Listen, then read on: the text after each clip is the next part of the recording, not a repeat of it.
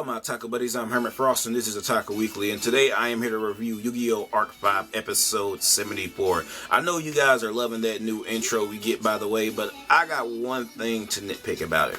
And I hate to be that guy, but I feel like they shouldn't focus so much on the Pharaoh in this opener. I think they should have put that attention towards the new guy, Yuya Sakaki, and pretty much establish him as a badass, because we know that the Pharaoh, Jaden, Yusei, and Yuma, they can duel their fucking asses off, but we don't know that much about Yuya Sakaki. He's the new guy. And the fact that they made the Pharaoh bring out Slapper the fucking Sky Dragon, I was just looking like, oh, okay, goddammit, that's far enough.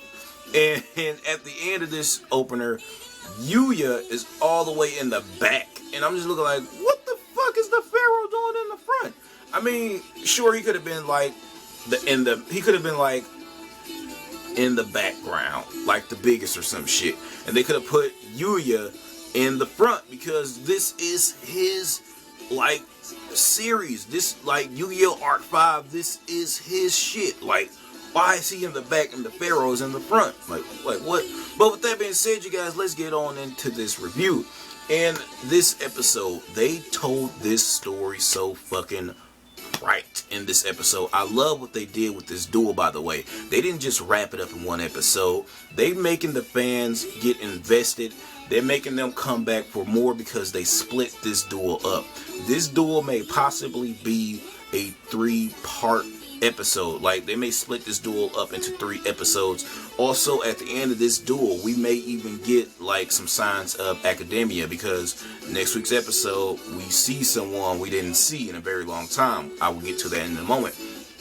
But this episode, oh my goodness, they start off right away by having Kurosaki duel Dennis, and Dennis is just putting on a fucking show. He is just fooling the crowd, making them get behind him, and he even does his little catchphrase at the moment, "The show must go on." I love that, by the way. I love when he tries to speak those English lines. It is fucking awesome. I love that shit. But with that being said, Dennis, it makes it look like Dennis is about to beat the shit out of Kurosaki in this duel, because he summons not only 1 but 4 Xyz monsters, and at the moment Kurosaki's just looking like, oh shit, I may get fucked up here.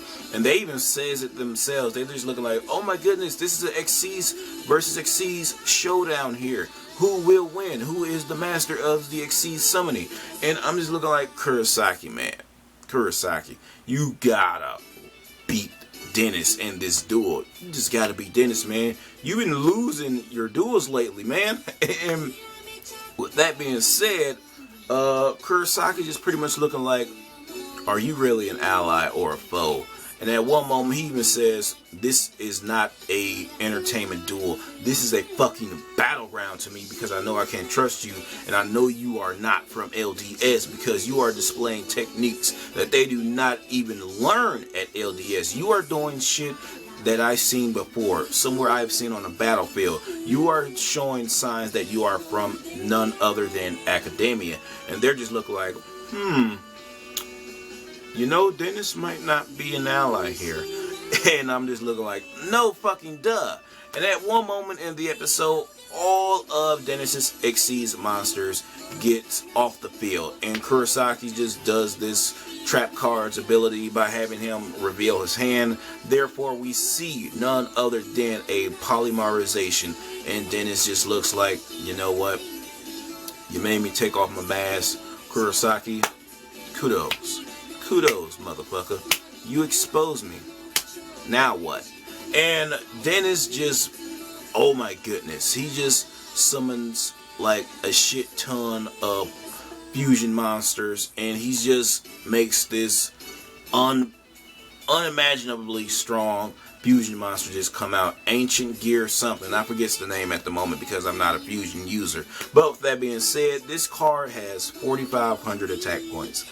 And Kurosaki, he's just looking like, I knew you were from Academia.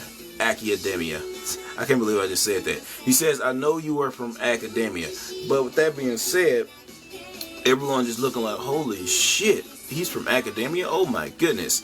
And the one thing I loved about Akiba Reiji in this episode is the fact that all along he knew that Dennis was from Academia. The reason why I say he knew all along was because the way he flicked his glasses and he says, I always suspected that Academia would weasel themselves into the Lancers, and I love that shit. And the council, they got owned by Akiba Reiji in this episode because they just says, what did this mean that Academia is with the Lancers? And he just says, I knew that Academia would try to weasel themselves into the Lancers. What's your excuse? And they just look like, we rich. And that shit was just awesome to me. And this episode pretty much goes off by making it look like that Kurosaki is in a sticky situation here, and he is in a sticky situation. He has to come up with a way to stop a 4,500 attack point fusion monster, and then he's just looking like, oh my goodness, how the fuck am I gonna do this? And Dennis is he's just showing that true Dennis, man. He's like the fucking Joker of Yu-Gi-Oh right now. He's looking like, oh, I'm not gonna kill you, Kurosaki.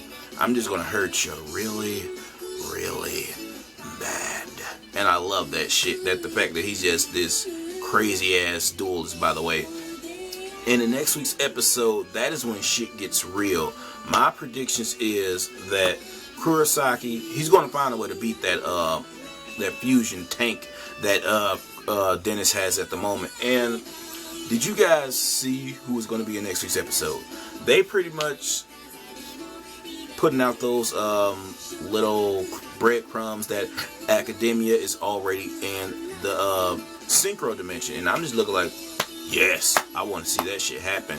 And the reason why I say they are foreshadowing is the fact that Sora, my nigga, is going to be in the synchro dimension, and I'm just looking like, oh my goodness, you know, when Sora's there, you know the Obelisk Task Force is going to be with him because they're pretty much following Akiba Leo's orders, by the way. That being said, let's not forget, what is his name? The Dual Crusher or some shit. He was the main, he was like, he got some character development from last week's episode. Sergey, that's his fucking name. They said this guy is dead, right? He's a new guy. I'm just looking like, okay, if you are dead and you're a new guy and you're being controlled pretty much, that has to be the case with Akiba Leo as well, because he looks just like you, has the veins and shit, the red orb in him and all that crap. I'm just looking like, who's really the one pulling the strings? You know it's not Akiba Leo. I think Akiba Leo is dead as well, and he's just being controlled by the real brains of the operation. I don't know who that is. I don't know. That's just my predictions. But with that being said, you guys, this is Herman Frost, and you're watching the Otaku Weekly. Don't forget to like, comment, and subscribe. Also, share the video. And they so should have put me in that opener. I would have just pulled out an obelisk looking like, yeah, motherfucker, yeah. That being said, you guys, Herman Frost, Otaku Weekly over and out. Watch the videos.